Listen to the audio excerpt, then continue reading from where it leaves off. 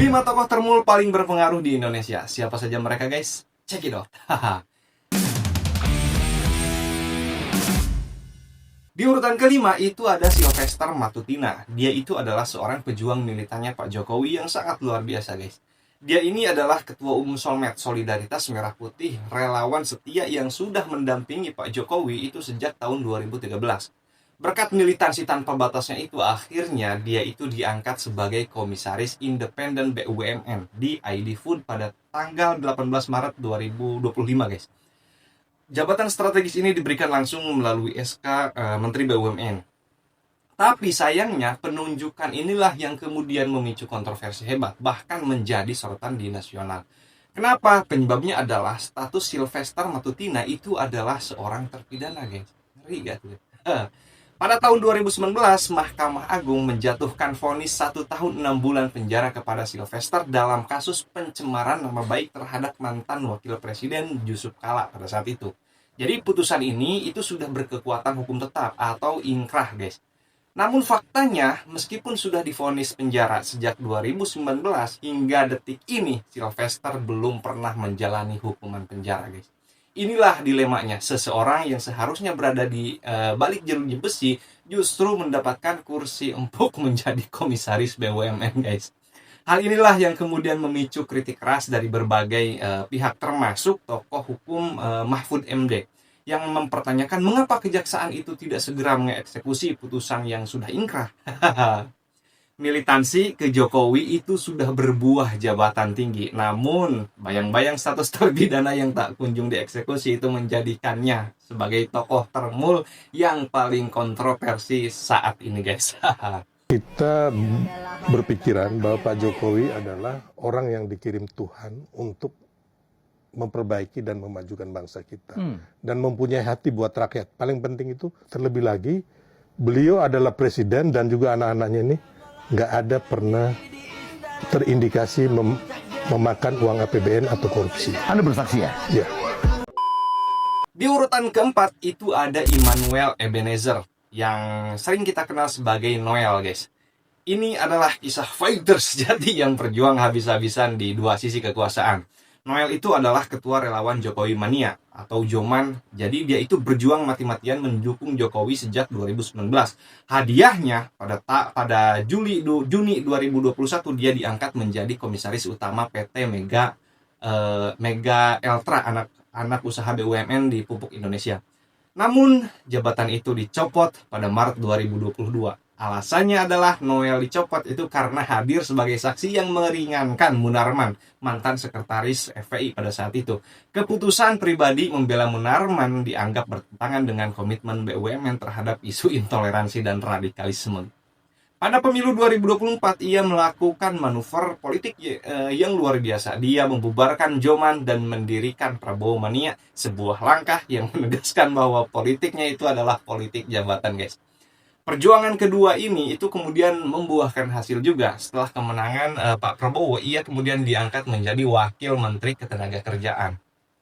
Namun sayangnya, babak ini belum berakhir, guys. Belum genap menjabat lama, pada Agustus 2025, Bang Noel ini terjaring OTT KPK, guys. Dia ditangkap terkait dugaan pemerasan terhadap perusahaan-perusahaan dalam pengurusan sertifikasi K3.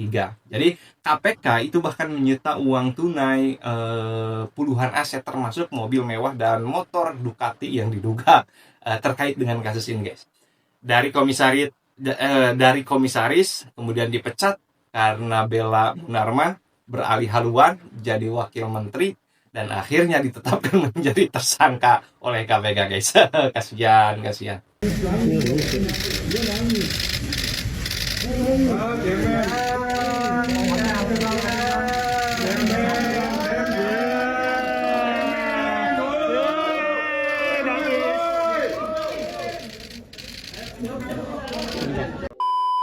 Di urutan ketiga itu ada Ade Armando, seorang politikus PSI dan dosen yang sering dijuluki sebagai pejuang garis keras pro Jokowi dan keluarga, guys.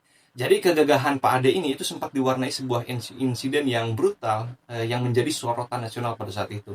Jadi pada tanggal 11 April 2022 saat meninjau aksi penolakan masa jabatan presiden pada saat itu, Ade Armando menjadi korban pengeroyokan oleh sekelompok massa. Ia dihajar hingga babak belur dan pakaiannya dilucuti. Ini adalah sebuah harga mahal yang ia bayar untuk mendukung narasi pro pemerintah. Namun semangat perjuangannya itu tidak padam guys, justru ia semakin lantang. Selama Pilpres 2024 ia menjadi salah satu juru bicara terdepan yang memuji habis-habisan Gibran Rakabuming Raka sebagai calon wakil presiden.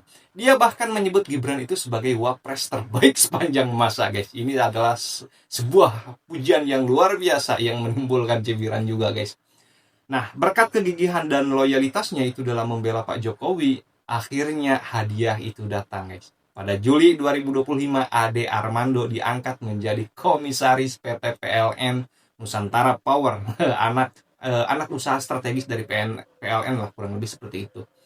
Meskipun Ade Armando itu menampik bahwa jabatan ini bukan hadiah politik, ya penunjukannya itu tak terhindarkan disebut sebagai bentuk kompensasi atas pengorbanan fisik dan perjuangan narasi politik yang tanpa batas. Ia adalah bukti nyata.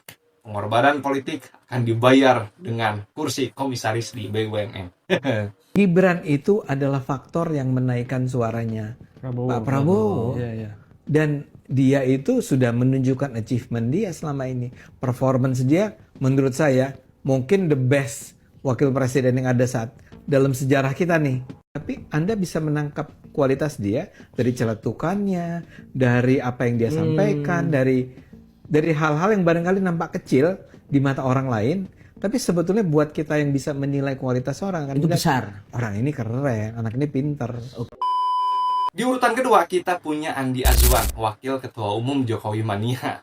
Jadi peran khas Andi Azwan ini itu sangat spesifik dan heroik di media sosial. Dia itu adalah benteng pertahanan Presiden Joko Widodo dalam isu-isu yang sensitif guys, terutama polemik ijazah palsu yang hari ini terus diangkat oleh lawan politik Pak Jokowi.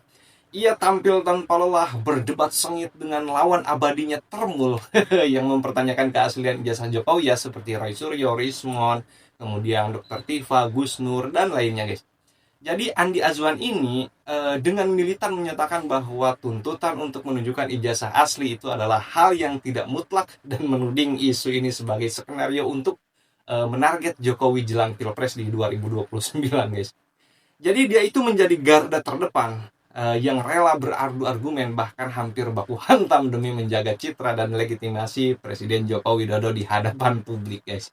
Namun sampai saat ini perjuangan tanpa lelah Andi Azwan itu belum membuahkan hasil. Jabatan komisaris belum punya dia guys.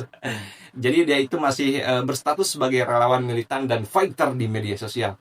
Mari kita doakan bersama, bismillah Pak Andi, terus berjuang sedikit lagi komisaris, amin. Inilah yang menjadi salah satu Indonesia kenapa sulit maju. Ya, jabatan komisaris semua dipegang oleh relawan yang ngisi guys. Sama Sambil nunggu, silakan Bang Rismon jawab. Yamaguchi Saya Daiga. jawab dulu. Oke. Ya, ini buatan yang Woi. ini Rismon. Oke. Iya, Oke. iya. Ya, tunggu dulu sebelum selesai. Oke, nanti, Ya. nanti Bang. Di kalau ijazah Jepang yang pakai bahasa kanji itu tidak ada Memang tulisan. lulusan Jepang. Ini yang Enggak, ini yang lu- menerangkan lulusan lulusan Yamaguchi. Jepang. Tunggu, masuk. Lulusan Jepang enggak lo? Lulusan Yamaguchi. Lulusan Jepang. Jepang. Mon buka gakuso. Mau buka kusut jalan Mau buka kusut. Mau buka jalan. Uso HP aku. Gimana? Uso HP aku. Uso HP aku. Oke. Ini yang menerangkan Udah. bukan orang Yamaguchi. Ya nggak apa. Jadi ini gak bagus. Uso HP aku jana. Gak bagus. Beasiswa Mon buka gakuso.